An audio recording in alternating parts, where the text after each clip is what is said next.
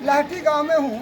आप देख रहे हैं कि यहाँ खेपा बाबा की समाधि है और इनकी जो मूर्ति है, इस मूर्ति को जो ढंग से संगमरमर से तराश करके बनाया गया है, जहाँ पर सभी भक्तगण आते हैं इनके आशीर्वाद लेने के लिए।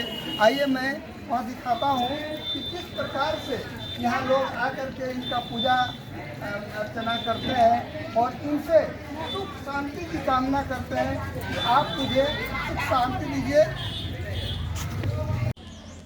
झारखंड में के महागामा प्रखंड अंतर्गत सुंदर नदी के तट पर अवस्थित लाठी गांव और उस गांव के अंदर एक सुंदर समाधि स्थल, जिन्हें लोग सादा बाबा या खेपा बाबा के नाम से भी जानते हैं।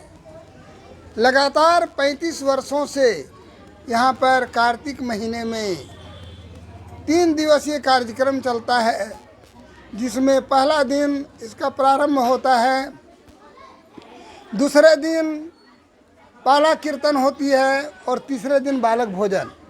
इसके साथ आज ये कार्यक्रम समापन हो रहा है। देखिए दूर दराज से लोग आए हुए हैं और लगातार यहाँ पर भंडारा का भी कार्यक्रम चलता है और यहाँ पर दूर दराज से लोग आते हैं और इस कार्यक्रम को लोग बालक भोजन के नाम से भी जानते हैं। और यहाँ पर देखिए हमारे पथरगामा से भी जो डॉक्टर वीरेंद्र सिंह के परिवार के लोग आए हुए हैं। इसके अलावा बहुत सारे लोग अपने अनन्य विश्वास के साथ यहाँ पर आते हैं और वो सोचते हैं कि आपने जिस तरह से और सब लोगों पर कृपा की है, मेरे ऊपर भी कृपा कीजिए और मेरा भी कल्याण हो, मेरा भी भविष्य अच्छा हो। और देखिए लगातार लोग उनसे ये कामना करते हैं, प्रभु जी आपकी कृपा हमारे पर बनी रहे और मैं सदा आपकी सेवा में लगा रहूं। विमल कुमार विनोद के साथ। सादा बाबा की समाधि स्थल पर जो भंडारा का कार्यक्रम चल रहा है, आप देखते हैं कि इसमें असंख्य लोग लगातार आते जा रहे हैं और यहाँ पर प्रसाद पाते जा रहे हैं, प्राप्त करते जा रहे हैं और बड़ा आनंद आ रहा है जीवन जीने में इस तरह का। और यहाँ पर जो भी यहाँ जो प्रसाद ग्रहण करते जाते हैं उनको कष्टों से, सारे कष्टों से मुक्ति बाबा देते हैं। क्षेत्र के ग्रामीण के आसपास के गांवों से भी लोगों की उमड़ती भीड़ इस कार्यक्रम का एक झलक दीदार पाने के लिए देखिए लगातार भीड़ उमड़ती जा रही है और बाबा का के भंडारा का भोग सबको मिलता जा रहा है, सभी खुशी हैं। मुझे इस समाधि स्थल पर आने के बाद यहाँ के जो मुख्य संरक्षक हैं श्री प्रियरंजन दास, एक उत्कृष्ट छवि के व्यक्तित्व के धनी, जिन्होंने अपना पूरा जीवन सादा बाबा के प्रति समर्पित किया है, इनसे मैं पूछना चाहूँगा कि आपको इनके प्रति रुचि कैसे बढ़ी?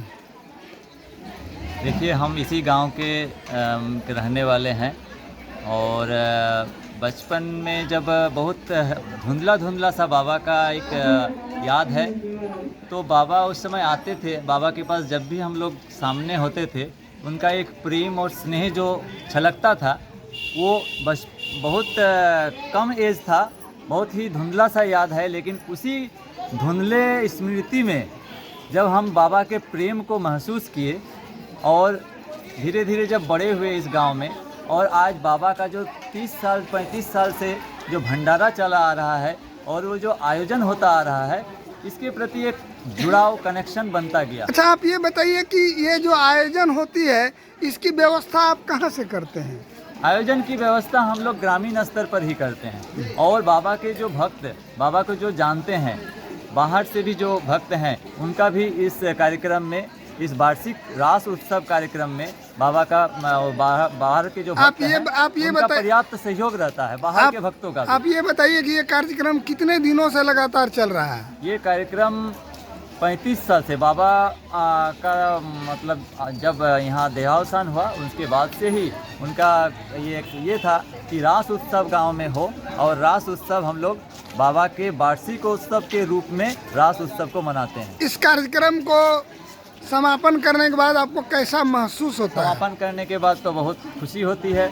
सिर्फ समापन ही नहीं, जब हम लोग इस कार्यक्रम में एक एक मिनट जब हम देते हैं बाबा के इस परिसर में, तो हम लोगों को एक सुखद अनुभूति होती है। और सबसे अच्छा तब लगता है जब बाबा के सारे भक्त जब यहाँ आते हैं, और बाबा के भक्त जब यहाँ पर आते हैं और उनको हम लोग इस भक्ति में लीन पाते हैं, तो उस समय हम लोगों को बहुत अच्छा महसूस चलिए, होता आपको है। बहुत बहुत धन्यवाद। और अब मैं यहाँ पर अंकिता जी आई हैं इस मंदिर में, इनसे मैं पूछना चाहूँगा कि आपको कैसा लग रहा है इस मंदिर में आकर के?